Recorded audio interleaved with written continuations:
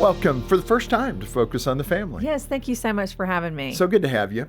Now, your background, you have a PhD in education, I believe, correct? Yeah, counselor education and supervision to be exact. Okay, so the average mom and dad listening are going, oh, okay, so she went to school for all these years. She has a PhD in how to handle children, how to counsel children. Most people aren't going to get that education to go along with it. So I just need to hear that disclaimer from you. You don't need a PhD. Absolutely. You don't need a PhD. And it might actually be a disservice because I think I deal with a lot more mom guilt as a result. I think I know better. I should do better. Let's park there for a minute because I think when Jean and I did foster care, we had those, and she specifically had more of that guilt as a Christian mom. I should have better patience than I'm showing. Speak to that issue of how to give yourself a little slack because it's a demanding environment. It really can be, and I think we definitely have to give ourselves grace. We want to talk about extending grace to the kiddos that come into our home, but we also have to give ourselves grace and understanding that we're still human. We're not going to be able to do it all right all the time, and if we focus more on our hang-ups, the times that we have messed up, then we're not going to be any real service to our spouses or the kiddos in our homes. You know what's so true about the Christian walk is we want to be as close to the heart of God as we could possibly be. That's our sole desire. And then we realize either through marriage or through having natural children or adopting children from foster care, you see your own boundaries so much more clearly, your own inability to love the way you felt you could love, to have the patience you thought you could have. I guess it shows you your own shortcomings, I guess. Yes, it does. That window is open. You start to see what you didn't see before, and you don't always like what you see. Then that idea of moving on the continuum Yes. is really what you're after. And you That's may right. be far short in some area of the fruit of the Spirit. That's okay. God just wants you to keep moving toward Him and develop that. And I'm telling you, adoption is a good way to develop your fruit of the Spirit. That's right. It's a sanctifying process. Yeah, John, you and Dina know that too. Absolutely. It happens. Okay, let's talk about you and Nick. You get married, about 14 years go by. Tell us a little bit of insight there. Were you delaying having children, or could you not have children, or what was happening? Yeah, so I'll back up a little bit. Ever since I was a teenager, I've always had an interest in foster care and adoption. And although I can be pretty assertive with my husband and what I want for us to do. Amen, girl. I just heard all the women say that too. This was an area that I knew that I could not dictate. You know, he had to have adoption placed on his heart as well. Right. And so we moved through our marriage, and some people would say, when are you going to have kids? And we'd say, well, we don't know, maybe 5 to 10 years. But then that time started to pass, and we never conceived, and we didn't know that we couldn't conceive. And one day when we'd been married about 9 years, my husband came to me and said, I think we should adopt. And I said, great, I've got the paperwork already. Let's go. I've already signed it. Right, It's been there for 6 years. Right, exactly. That's exciting. So it took a few more years before the Lord brought a child into our family. And after we had already started to pursue adoption, then we did discover that natural conception was not going to be God's path for us. And then we were able to move into adoption. Let me ask you this. You have 3 adopted children. Let's just quickly give the audience an idea of how that happened and how old they are. Sure.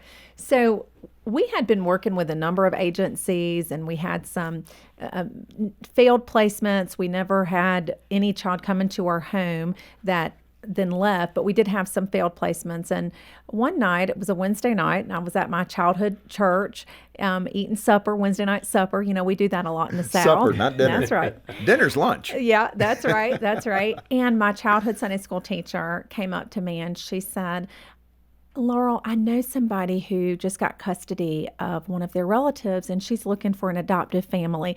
Would y'all be interested? And my first thought was, there is no way this is going to work out. Like, this just doesn't seem logical. But I said, sure, give her my number. I'd been in some interesting situations already with the adoption pursuit, and I thought, what could it hurt to talk to this lady? And how did dinner go that night, or supper go that night with Nick? Did you Well, bring, you know, he bring was Nick there. into this? I know. Sometimes, yeah, you're right about that. Now I don't remember. Was he standing next to me or not? But a couple of days later, this lovely woman did call me, and she explained the situation, that she had a little girl who was 2 months old that was related to her, and that she was felt like she was too old to care for the child, and she was looking to place the child for adoption. Now, that's not the way things normally work, Right. because she only had temporary custody. It wasn't even up to her to place the child for adoption, but for whatever reason, she felt like she was supposed to be seeking an adoptive family. And I still was really on the fence about whether or not that could ever work out. And I told her that I would talk with, we had a caseworker through the Department of Social Services. I said I would talk with them the next week. I would call our attorney and I would talk through some options, and I would call her back. Well, on Sunday, 2 days later, I really felt like the Lord was telling us to go and visit this child. And I was driving home from somewhere, and I did call my husband and I said, "Are you willing to go and meet this baby?" And he said, "Yes." So we called their home, and they said, "You can come." And so my husband and I came up to her house, and we drove up this really long driveway, and she opened this big door, and this lovely older woman was holding a baby and just put her right in my arms. And it was instant. I knew that this little girl was meant to be my daughter. Was that the situation where the judge had the declaration, or was that one of your other children? Yes, so that What did was- that judge say that made such an impact on you? He said, "It is so ordered." When we finalized her adoption, he banged his gavel and he said, "It is so ordered." And I've always remembered those words, and they even choke me up now, that she would forevermore be our daughter. You wonder if that's the same declaration in heaven. Yeah. It is so it is ordered, so ordered. coming off the lips of the Lord. Yeah. That you are this baby's mother. I mean, that's a great thought to think about. You kind of had unique experiences in all three adoptions. Right. Describe the other two. Yeah, so we adopted our first daughter a little less than a year after we met her. So she was 2 months old when we met her, and she was not quite a year when we finalized her adoption. And a few years later, we got a call from the attorney that had finalized that adoption. And he said, "I've had a young lady come to me who is 8 months pregnant, and I don't know if she's having a boy or girl, and she wants to place this child for adoption. And I was wondering if y'all would be interested." And I said yes. And he asked me if I needed to check with my husband. And I said, "He'll say yes." And thankfully he did. I knew that we were on the same page, and that if the Lord opened up another opportunity, we wanted to adopt again. And so a little over a month later, we met a little boy, and we were able to adopt him. He went to the pediatric intensive care unit for a couple of weeks, and then we were able to take him home and adopt him a few months later. Wow. And then the third child now. The third baby came to us through embryo adoption. That was something that I'd heard about many, many years ago. And when I first heard about it, I thought it was crazy and that I would never, ever do that. And a couple of years ago, the Lord revealed to my heart that we had one other bedroom, and it was a guest room. And I said, "But Lord, I like my guest room, and I don't know about this." And he said, "But you need to have one more child." And we really didn't know how that child would come to us. We thought maybe we would foster and have a temporary space for children in need. Maybe we would adopt another infant. But then it was revealed to my heart that we should go through embryo adoption. And when I tell you, we weren't even looking it up online. Nobody talked to me about it. It was literally just like a message downloaded into my brain from heaven that we needed to pursue embryo adoption. Yeah. Let me ask you about the son that you adopted. Coming out of NICU, I mean, there were difficulties. He had some physical issues. He cried pretty constantly, Yes. according to your comments in the book. And that kind of frayed you, right? I mean, it was hard to manage that. It is so difficult to deal with incessant crying, and I'm sure a lot of moms of newborns can relate. But this was a bit different because he had neonatal abstinence syndrome, and so he was just so uncomfortable. Always, Always. And so we really credit the wonderful hospital staff and also the training we received in how to take care of him as to even what got us through those difficult weeks and months. One of the things I wanted to highlight was that kind of training. Most of these kids, especially that are coming from foster care, have debilitating starts emotionally. I mean, they have attachment disorder. Many have alcohol, fetal syndrome, maybe drug abuse by the mother, whatever it might be. These are difficult environments. So these children have a lot to overcome. So when you engage in the foster area particularly, you need that extra dose of love and care because they're going to test you. It really has to be a calling. When somebody asks me, whether or not I think they should foster or adopt, it's like, has the Lord called you to this? Because if He hasn't, then you shouldn't. There are other ways to support foster and adoptive families outside. But don't be afraid to stretch. I mean, once you're in it, Yes. when you have a bad day, hang in there. Right. Yeah. When you're going through it, keep going. Yeah, because I think some people might give up if they're feeling, okay, I'm not well suited for this. That may be true, but I would encourage you to keep pressing. Absolutely. Laurel, this is a good point to bring up the 5 love languages. Gary Chapman, who originally wrote the book, The 5 Love Languages, is a great friend to Focus, and he's here often. And I'm intrigued how you applied this together to the adoption effort. And I'll mention them quickly, and maybe you can come back and just highlight one or two. But acts of service is one of those love languages. Gifts, physical touch. That's Troy, my young son's language. He loves physical touch. As a 4-year-old, he said, "That's mine, Daddy, physical touch." Oh, I love I mean, he that. just knew it. Quality time, spending quality time together. And then finally, words of affirmation. So how do we apply those in the adoption context? Is it any different? Yeah, so I think the first thing that we want to recognize is that we should apply all 5 love languages with all children. We don't want to forsake any of them. But in time, we can start to recognize that a child is going to lean towards one, maybe 2 more than the others, and we want to really pour into them through that specific love language. And the best way to say that, as Gary Chapman would say, is you just don't connect with that. So when the person's giving that love language to you, you're going, "Oh, thanks."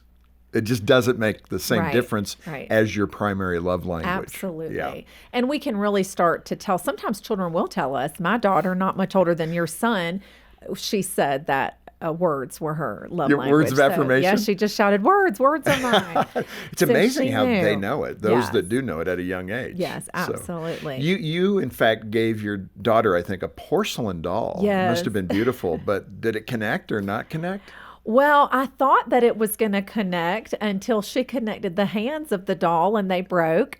And I realized that showing her love through that gift was probably more about me and my desire to please her rather than what would really be best for her at that age. Is there another one with the 3 kids? Are they all kind of lined up in the same space, or do you have an outlier? No, I think that my son, who is now almost 5, he really loves quality time. Yeah. He wants you to give him piggyback rides, which includes the physical touch as well, but he wants you to play games with him. Just spend time together. Yeah, spend time together. That's so, right. so good. Tell me about mind, body, and soul time. I don't think I've heard that concept as clearly. Yeah, and so that term actually came from a parenting program called Positive Parenting Solutions. And so we've reframed that in our household to be bestie time and DD time and buddy time. And we have all these terms. But basically, it's when a parent spends time with their child, even if it's just 10 or 20 minutes, and you really kind of get in that child ego state. So whatever the child wants to do within boundaries, of course, you're willing to do. And it really helps them to know that you're focused on them. The phones are put aside, the computers are put aside, the TV's turned off, and you just really spending that quality time with them. No, that's so good. I remember a colleague here at Focus, Clark Miller, said to me one time, and it just resonated. He said, "You know what? When I'm with my kids, it's more about yes than no." Yeah, And that's a real simple absolutely. way to look at it. Yes, Try that's to great. say yes more often to your kids, or "Dad, can you play catch with me?" "Yeah, give me a minute. I'll be right Right. out there." Whatever it might be, more so than you say no. Try Filling to up the minimize yes no. bucket. Yeah, That's right. I think it's good. Yeah, that's really important. So your husband, Nick, was deployed shortly after your son was adopted. That must have added heaps of pressure on your parenting. How did you navigate all that? Yeah, that was a real challenging time. It was also in the midst of COVID, so we had very limited childcare, and I was working and thankfully work from home. But it was a real challenging time. And actually, that was about the time that I really started to focus in on different ways that I can parent better. I started reading books and listening to programs and podcasts and trying to figure out how can I do this better, because what I'm doing is not measuring up. I would say that that's really how I started the pursuit of becoming a better mom. How important is it for you to ask for help in those situations? I think it's critical. We really can't do this without the support of others. I remember contacting a friend of mine and saying, you always seem so patient with your kids. What's your secret to being patient? And trying to learn from others. And also, it was helpful to when that friend replied and said, I'm not always patient. I try, and here's how I try, but I'm not always patient. And I said, oh, okay. So there is some grace for that. It's easy to parent kids that are easy. It's harder when the kid's going through a challenge and when you're going through a challenge. And when those things butt up against each other, you have a recipe for disaster. Yeah. In a less serious way, that's so funny because how many times have we walked through a grocery store before we have children? Oh, and we see right. the out of control toddler and we look at each other and say, when we have kids, they will never behave like That's that right. until they do. Yeah. Yes. I remember a mom saying on Facebook once that she thought she was an amazing mother until she had her second child.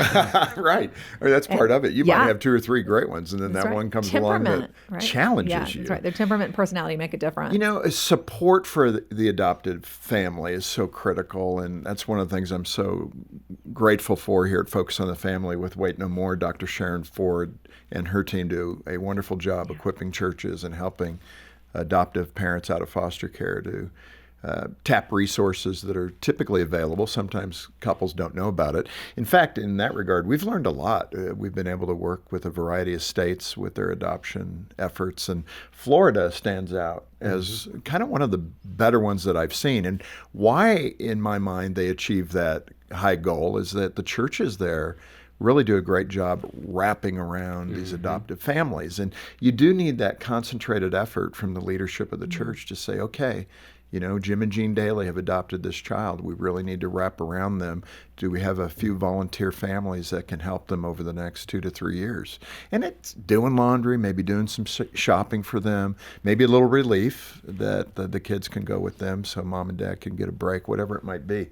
But speak to that deep question of the need for support, because if they don't have that support, it makes the risk of failure so much higher. Absolutely. And actually, I'm involved in some ongoing research right now, just getting started and looking at the benefits of these wraparound services and how that helps with longevity, specifically with foster families. But even families who have adopted can sometimes feel forgotten about. After the adoption is said and done and the child is now theirs, sometimes there's still a need because the child still may be struggling. Maybe they did come into their home as a victim of trauma. Maybe they have reactive attachment disorder or fetal alcohol syndrome.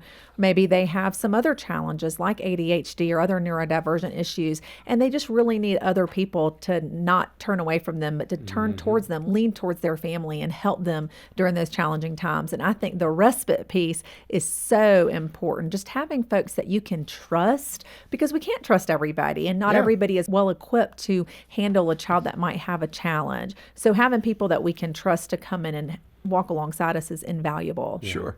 Yeah, 2 things real quick, Jim. I just want to do a shout out to my colleagues here at Focus who 20 plus years ago took some time and effort to show kindness to us. We had 5 children. We had already gotten rid of everything related to infants, and we were adopting an infant. So it felt really weird, but we had a baby shower thrown by colleagues here at Focus. I think you and Jean were there, in fact. And so that was a very practical way to get behind us. There were financial donations, which helped immensely because it's not cheap to adopt. And then our church was a place of grace. I just so appreciated the kindness of the people at our church. There was one time when my son was really having a meltdown, and I was just holding him, kind of keeping him contained, if you will. And people did not shower judgment on me. They just were like, oh, John's got a tough thing going on. We're not going to make a big deal of it. We're going to move along. And the grace and acceptance for us to navigate some of those expressions, those behaviors, has still remained in my heart because that was unconditional love. Yes. The kind of love that an adoptive parent needs when a hard time comes. Absolutely. And I've seen the same. I remember just recently, a few weeks ago, one of my kiddos having a tough time at church. And the next Sunday I came in and one of her Sunday school teachers just gave me a hug and said, it's going to be okay. And it was so welcome and so kind. Reassuring. And it was reassuring. Well, it's like anything, even in parenting your bio kids. I mean, Absolutely. they're going to hit things most likely that are going to really cause some concern for you. And it's nice to have somebody come along and say, you know what, the long view, it'll be okay. That's right. It's so good to remember.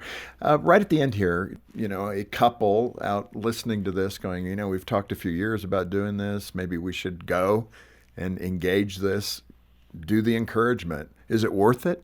It is absolutely worth it. It is just, I can't even think of my children really without getting teary-eyed at how much we've been blessed by them.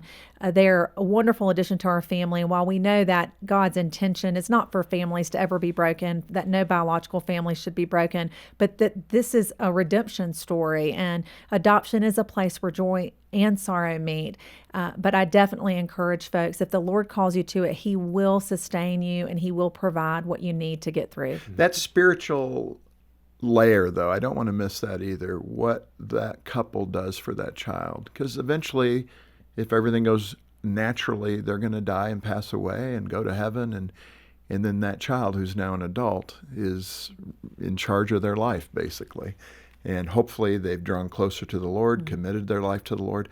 So the eternal consequences of that expression of love that you and your husband, Nick, have done for those 3 kids that could have ended up in a different place, no parents, struggling the rest of their lives with deficits emotionally.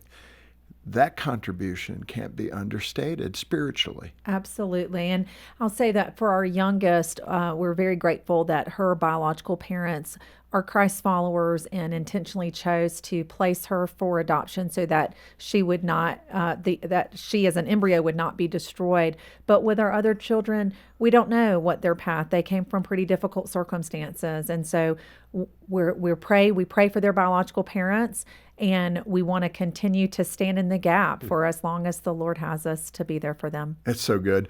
Laurel, this has been great. I thank you for being here, and you've trekked all the way from South Carolina. We so appreciate that commitment. And for you, if this is something you and your spouse have been talking about, let's go. We're here ready to help you think it through and to provide the resources that will provide, the right questions and the right information for you to consider. It's certainly Laurel's book, Loving Adopted Children Well, a 5 Love Languages Approach, is a great resource to get started. It's here, available for you. If you can make a gift of any amount, we'll send you a copy of the book as our way of saying thank you for being part of the ministry, a one-time gift, monthly gift, whatever you can manage. If you're not able to afford that, just call and ask us for the book. We'll send it to you, and trust others will cover the cost of that. Mm-hmm. Yeah, thank you for watching and listening, and thank you for donating generously here to Focus on the Family. Our number is 800, the letter A in the word family, and you can donate and get this great resource. We've got the link for you in the program description. The other thing, John, is Wait No More is here for you. We have a staff that can answer questions, can provide more resources. So if adopting out of foster care is something you're considering, ask the questions, call us. We'll be in touch with you, and we'll be able to answer many of those questions and encourage you to consider it. Yeah, that's why we're here, and we hope you'll reach out today. And on behalf of the entire team, thanks for joining us today for Focus on the Family with Jim Daly. I'm John Fuller, inviting you back next time as we once again help you and your family thrive in Christ.